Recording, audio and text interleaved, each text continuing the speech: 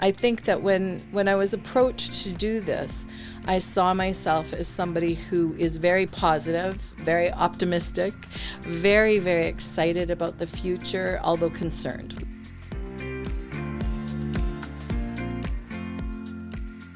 This episode of Bring Back the Porch, brought to you by Bernie Leahy, River Street Realty. Let's get you home.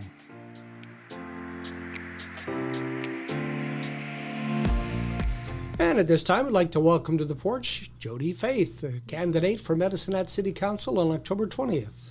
Welcome. Thank you so much for allowing me to be here. You have run an interesting campaign. Your campaign is a little different than others. What is it based on? That's an interesting way to start. I am an interesting person. I know that I am. I'm a little different than a lot of people. I had a group, an individual who actually approached me after having been part of a meeting asking if I would run, if I would accept the nomination. So I think even right there, that's an interesting start because it wasn't on my list of things to do. My husband and I moved back to Medicine Hat area about 4.5 years ago. I came to care for my mom. She was palliative, and it was middle of COVID. It was a really tough time. I had been running a drug-free living house in Saskatoon, and I really believe in the need for recovery and transitional housing. But my husband and I had just made a decision we were going to put our money where our mouth was. And so moving to Medicine Hat wasn't actually on my list at that time. And caring for my mom and being able to be there for my family and whatnot was a beautiful thing during that time. And we ended up buying my mom and dad's house. My dad wanted to move out. And so here I am in Medicine Hat 4 years later, wondering what am I going to do when I grow up? You know, I had a couple summer jobs, and my husband and I have been blessed. We've had a home in Arizona through the many years he played baseball at a really high level, and so we had a place down there. But all of that is coming to an end as his health is deteriorating a little bit. And you know what it's like trying to get Canadian health care coverage if you're going to go to the States with issues. So that has had us thinking, now what is the world going to look like, right? And I think that when I was approached to do this, I saw myself as somebody who is very positive, very optimistic, very, very excited about the future, although concerned. We've got 21 grandkids under the age of 25. We have 7 kids and all their significant others, and we've watched what's happened with the world. Our oldest grandson actually recently moved to Florida.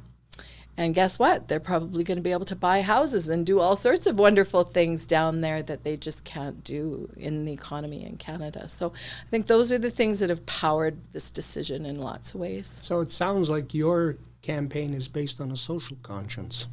I would like to say that. I think that that's something that is very challenging to keep that balance. I think that the bureaucracy and the administration and all those kinds of stuff that we deal with on a daily basis don't often take into consideration what is happening in people's hearts and minds, in their homes, among their kids. I have been horrified to discover how much hopelessness there is in people's lives right now. Hopelessness, not homelessness. No. There's a difference there, yeah. Yes, and hopeless. Like when people are having to choose between rent and utilities and food for their children, or as seniors, you know, they're giving up their vehicles right now. I drive with Viner Vintage Transport, which is a wonderful program. But I'm sitting beside people that have just had to give up a car because they literally can't afford the cost of a vehicle on a monthly basis, because they're not only trying to make sure that they have food and those kinds of things, but I met a lady who was telling me she cuts her pills in half. So she's getting twice as much, you know, for that dollar that she's spending on her medication. And I mean, we actually have supports in Alberta for things like medication, especially for seniors and whatnot, but it's still just the cost of the dispensing fee was something she had to save, had to work on. And so, you know, obviously people are cutting their medication in half. That's not good, right? Dealing with food insecurities and the financial insecurities right now are challenging. I think that if we can hear the heart of people and try to say to them, I will be your advocate. And on whatever level I'm able, I'm not going to be able to change the world. I get that. But I think until we find out we can't, we should still be striving towards it. So how would Councillor Faith make changes? Well, I think that there's some amazing programs that are already in place. And because I come at life from a really positive perspective, I love the vibrancy sort of aspect of the city. They have micro grants for neighborhood connecting events. I came out of Saskatoon where I was actually the treasurer of a community association. In Saskatoon, we had 47 of them. So every bit of the city was covered by these community associations. And what I found is that I was able to get to know the neighbor. I was able to get to know, the young mom who needed help at a, crucial moment. Grandma Jodi was there. I could pop over and I could babysit for those kids. I wouldn't even have known who they were except for those community association moments. I think that if we can build community from that perspective, now we get to know what's going on in the homes and the hearts of our neighbors. And it's one thing to say hello as you're getting into the garage and carrying on with your life. But I feel that those kinds of things are important just from a very grassroots perspective. Like, let's get to know each other better. Let's build community a little bit better. And then I look at a lot of the things that are going on at City Hall that are very much focused on building better. I really see the good things that have been done. I see the positive things that can be done. There are some horrifying things that I've discovered, like when we had our utility rebate checks come back a couple of years ago. Not any renters that I've met ever received a nickel of that. It went to the landowner because he was the one supplying the actual utilities. And so I think we have to do better with some of those programs. Yes, we were offering something that was really going to make a difference, but it didn't actually get to those people that needed that. I don't know. I can think about 47 different ways that I feel as though Councillor Faith, as part of this team, would be able to make some really positive strides. And I want to speak to that. It's been amazing that many meet and greets and whatnot that have been going on. Like, as a constituency, people are able to see who we are. But very sincerely, we are getting to know one another. And without exception, I really believe that we are going to be able to work together. If you choose those top 8, I have not, with the exception of maybe a couple comments, there's not one personality that I don't feel that I would be able to work with. I think team building is going to be the key. I'm really grateful that we're going to have respectful workplace training. I find it kind of sad that we have to start with that because of that society, right? But I also am really excited about that training. We are going to come together as a more cohesive team than has ever happened before. That was one of the things that Municipal Affairs said, that they had failed. Because we're not the only constituency where some of this stuff was going on, right? And that's what I heard in the inspection report the presentation that they did at City Hall was very much saying, we have failed you in that we didn't make sure that you were trained well enough and prepared well enough for what your job is and how to remain respectful. So I think that those things are going to really lend us to a better place. So then coming back to your message of hope. Yes. You feel hopeful about your other candidates, regardless of whether or not you get elected or not. I truly do. We have a good potential council. I really do. I think that there's just a really, in my opinion, there's a real cohesiveness to do better and to do well for the future. I mean, you've got so many different ideas out there right now. It's stuff like I would never really have thought about Saratoga Park, for example. That wasn't on my list of any concerns or ideas, and yet I look at that and I'm like, oh my gosh, that is a beautiful story that needs to be told. That is on my list. That is one of the stories we are going to tell. Yes. There you go. And I had not even heard about it, and now I have friends who come from that First Nations or Métis side where they actually have those stories to tell, and I love that. I think there's another fellow who's written love letters to the city of Medicine Hat over the years, and he's been sharing those, and that's a really beautiful thing. But we've got some really, really wonderful candidates that have grave concerns about some of what they've seen going on. I come from a bit of a small business background too, which I think there's quite a few of our councillors that share that concern. Like, we got to improve the job situation. But what if, instead of whining and complaining about the fact that a lot of people are only getting 20 to 30 hours a week, what if we were able to start a job pool where this guy over here with his small business cannot afford a full-time, everyday kind of staff member, but what if we could start a job pool where he could pick up that extra employee for 20 hours a week? Mm-hmm. And so now all of a sudden the person who's only been working at 30 hours a week has the opportunity to work for another 20 hours a week. And now life is going to change, because we know that income in is the only way to help with expenses out, right? Yeah. How does a city of Medicine Hat pay for something like that? Well, I've been thinking about that, because one of the deep concerns people do have is our tax rate. Yep. And I was at the meeting on Monday night where they've gone ahead to try and start creating a plan for what the South Side Aquatic Center might look like. Okay, so there's a lot of miscommunication out there. That has not been determined. They needed to make an actual motion to move forward with purchasing land, creating a design plan, and then working to figure out what are the costs and who are the partners in that going to be. So we're very much at a very beginning point there, right? So the first thing I heard is phone calls like, oh my gosh, you can't be, increasing taxes like crazy. So when I go to the thought of job creation, what if we could actually create an incentivized position where, for the small business owner, if he's able to hire someone, we're able to give them a tax rebate.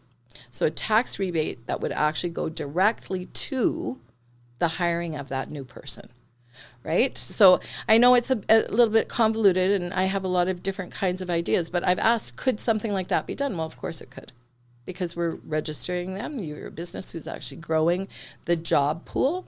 And so, yes, we could do that. I think that one of my most popular platform ideas is that we need to really look at the wages that we're paying in City Hall right now. And there's deep concern about that. There was a lot of pushback on the MCC, for example. Well, a lot of what came out of that was like, so we've got all these amazing people working in an energy division that have just been wasting all their time putting together a plan to offload it. Like, what have they been doing for us? And so I know that those are not going to be, really popular conversations to have, and there would be a bit of pushback from that idea. But the other thing is, how many, literally tens and tens of thousands of dollars are we paying on a monthly basis for consulting fees? If we've got some of the best staff in our own building, why are we asking anybody to consult on these things? Let's just make a decision. Let's empower our staff to do those things without increasing the bottom line and our expenses. Small business, we have heard from many who've sat in your chair during the course of these conversations saying that it's nice to attract industry to Medicine Hat, but we also need to look after that which we have already, the Absolutely. people who are here, who are providing jobs, who are paying taxes to the city of Medicine Hat. So do you have any thoughts on that? Well, I absolutely agree. We have to really start with who we have here. I've actually spent a bit of time going door knocking in actual businesses down, in the industrial park and whatnot, asking, how are you guys doing? And it's a little bit hopeless in some of those folks' minds, where people used to have 25 employees, now they have 20, where they used to be able to do staff events, take them out and do exciting things to team build and whatnot. They don't have a budget for those things right now. So that's a deep concern there. Sadly, our infrastructure is where it is. And so just as an example, in industrial park area over what I would call the southwest corner, they're looking to have their roads all torn up. And that is devastating for some of those people that don't have backdoor access to their buildings.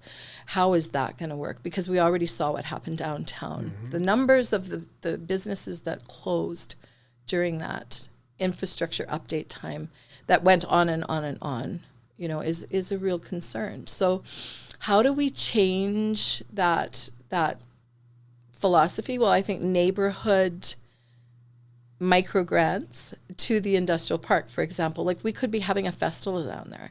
We could actually be taking our transit buses and saying, okay, Tuesdays we're going to be taking a tour of this area of town, and we're going to be stopping, and we're going to be actually having coffee here. We're going to be visiting with these people. I think the number one thing we're going to change our economy, and especially the economy of those that are already here, is by supporting them. I am horrified and yet proud to say that I've spent more money in small shops since I started campaigning than I ever did before. And I've made a commitment to really change my way of thinking that way. I know that I've not only met amazing people who are running those businesses, but I've heard their dreams. I've heard their visions. Why don't we have an afternoon festival on their corner where people can be drawn to come in there and actually figure out what's being served and who's serving us and those kinds of things. And again, they're not huge programs, but what they do is they lift us all up. They get us over there. I love that so many of the small business people have opened their places for these meet and greets. That's how I've gotten to know about lots of them. I love the fact that you're across the street from the Olive Tap. I never, ever understood that the Olive Tap actually served lunch. Oh, yes. Very tasty lunches, right? too. And so because I've been down here and I've been knocking on doors, and all of a sudden I'm like, oh my gosh, right? But I think that we need to promote better.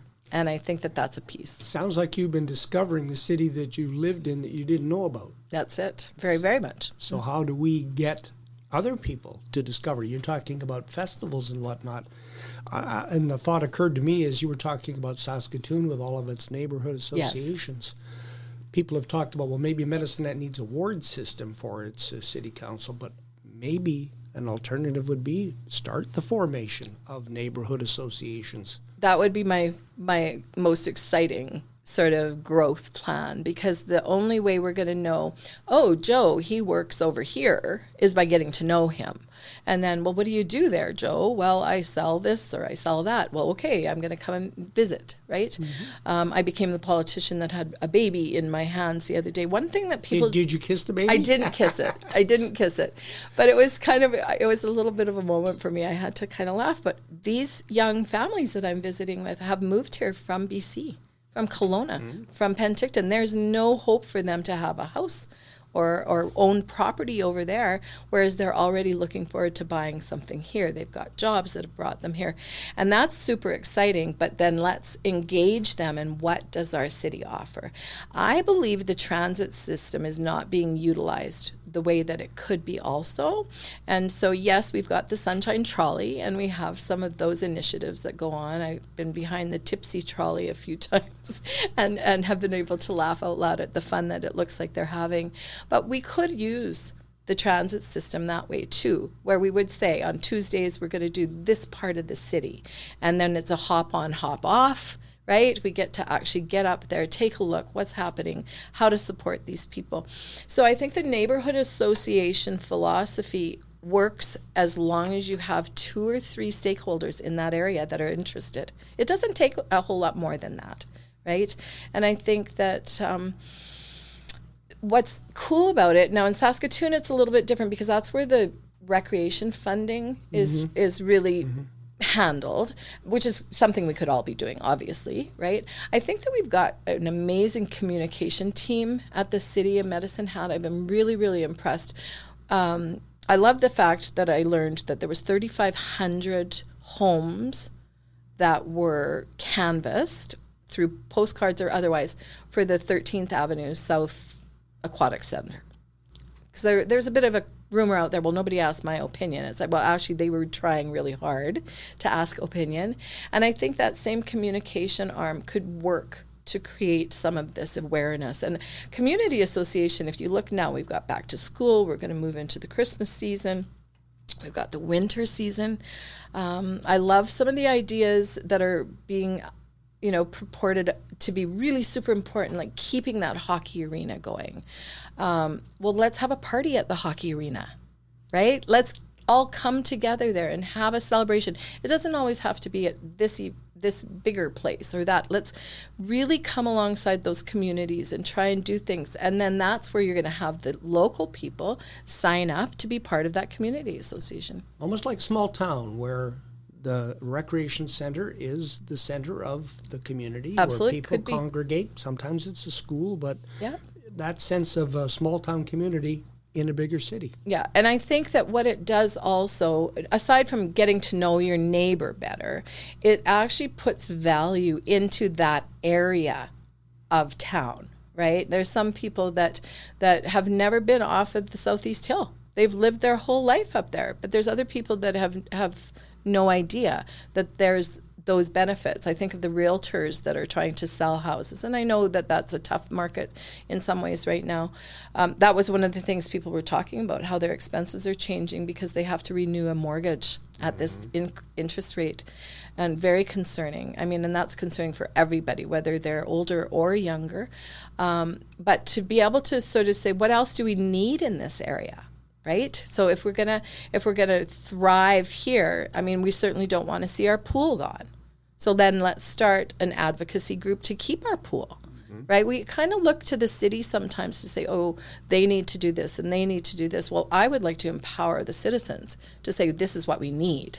And we need someone to hear us. And I don't think we need a ward system in Medicine Hat, because I'm going to represent the Southeast Hill the same way as I'm going to represent the industrial park, the same way as I'm going to represent Crescent Heights, because I've had people from all those areas that have spoken to me. I live off of Southview Drive, and I see a lot of concern, door knocking with the seniors over there. There's, so I think we, obviously at this point, we need to be representing everybody as best as we can. And by building some of that community philosophy, I think we're going to do better. One of the things we've not talked about, and it's one of the things you can see if you walk down any downtown street, are the people who are homeless, for lack of a better term. The Mustard Seed has been trying to find a place where they can offer services. NIMBY, Not in My Backyard, has been a prominent battle they have fought. How is Jodi Faith going to help with that? Well, if you get my platform, you can read right on there. It's double space or single space, two sides. Yes, because I have so much to say. And actually, I just created a follow-up which answers a whole bunch of other questions. But what a lot of people don't know about me is I came to Medicine Hat in 1994 as my first husband tried to kill me. He had had a psychotic break because of marijuana. And a lot of people will say, well, that's a lie. And I'm going to say to them, this is our truth. This is our family. And then unbeknownst to me, he was also encouraging my youngest son, our youngest son, to do drugs with him. So Caleb started using marijuana at 14. He gave him cocaine at 16 and crack at 17.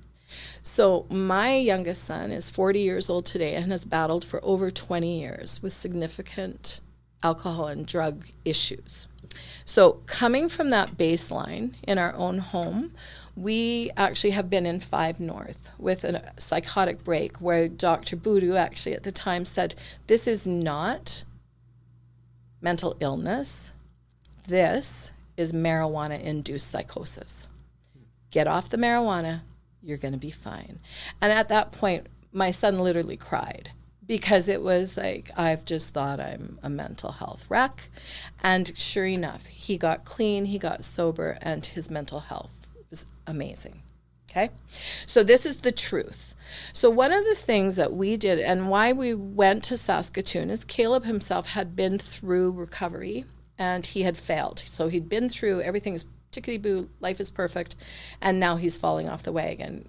The last time that it really became apparent was during COVID, because all the groups that he would have had for support were gone. They weren't allowed to gather.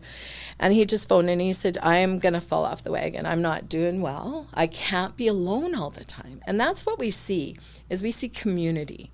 If you look at the unhomed population, you always always see some of them congregating. It doesn't matter where they are, they're going to congregate. I loved the idea of getting them up to the northeast or northwest part of town there, because I've watched it happen.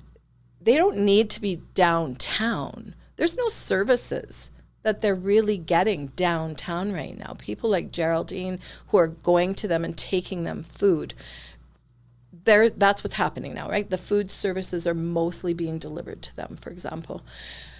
If you put them on a bus, and this is what Calgary did, and I've watched this, and it works so well. There were buses that had security on them, and that's where the individual who needed to get to a shelter, or just out of the cold, if we want to talk about that sad reality that's upon us, they just get on that bus.